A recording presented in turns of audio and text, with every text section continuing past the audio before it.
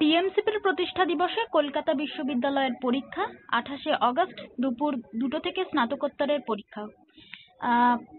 পরীক্ষার কর্মসূচি নিয়ে আপত্তি তৃণমূল ছাত্র পরিষদের।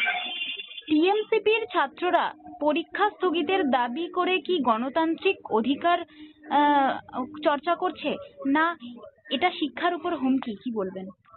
দেখুন, যারা এই তৃণমূল ছাত্র পরিষদ করে বলে নিজেদেরকে ক্লেম করে, এরা তো কেউ ছাত্র নয়, এরা তো হচ্ছে বড় বড় দাদা তোলাবাজ। এরা হচ্ছে পশ্চিম বাংলার প্রত্যেক কটা কলেজে ছাত্র ভর্তির নামে টাকা তোলে।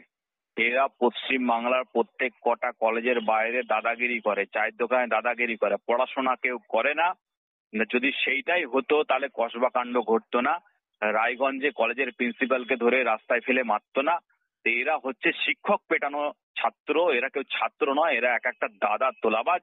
এদেরকে ট্রেনিং দেওয়া হচ্ছে আগামী দিনের জন্য, যাতে এরা মাঠে নেমে 75-25 ভাগ করতে পারে। তৃণমূল ছাত্র পরিষদের পক্ষ থেকে বলা হয়েছে, দল দেখতে গেলে তো সব দল দেখে পরীক্ষা করাতে হবে। এই মন্তব্য কি আপনি রাজনীতির নামে অবিলম্বে ওদের ছাত্র যে প্রতিষ্ঠা দিবস আছে সেটাকে ওরা পরিবর্তন করুক। পড়াশোনা আগে না একটা পলিটিক্যাল পার্টির ছাত্র পরিষদের মিটিং আগে? মানুষ পড়াশোনা করতে চায়, মানুষ গতর খাটাতে চায়, মানুষ কারখানায় কাজ করতে চায়। মুখ্যমন্ত্রী একটা ফিতে কাটতে পারেন না, একটা কারখানার ফিতে কেটে মানুষকে কাজ দিতে পারেন না।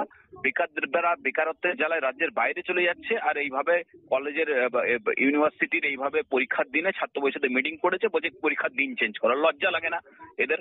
এরা যে ছাত্র পরিষদ করে, কোনো কলেজে তো ছাত্র ভোটই করে না ভয়ে। এরা যদি হেরে যায়, যদি আর কিছু কথা, এরা কিসের জন্য এরা ছাত্র পরিষদ করে? এরা শুধু তোলাবাজির জন্য ছাত্র পরিষদ করে।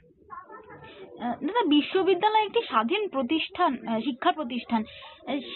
ছাত্র সংগঠন সেখানে চাপ সৃষ্টি করবে, তার প্রভাব কি হতে পারে? শিক্ষার ভবিষ্যৎ কি আগামী দিনে? পশ্চিম বাংলার তো কলকারখানা বন্ধ হয়ে গেছে, ছাত্ররা রাস্তায় আগামী দিনে ভিক্ষা করার জন্য রেডি হোক যারা এইসব তৃণমূল ছাত্র পরিষদ করে।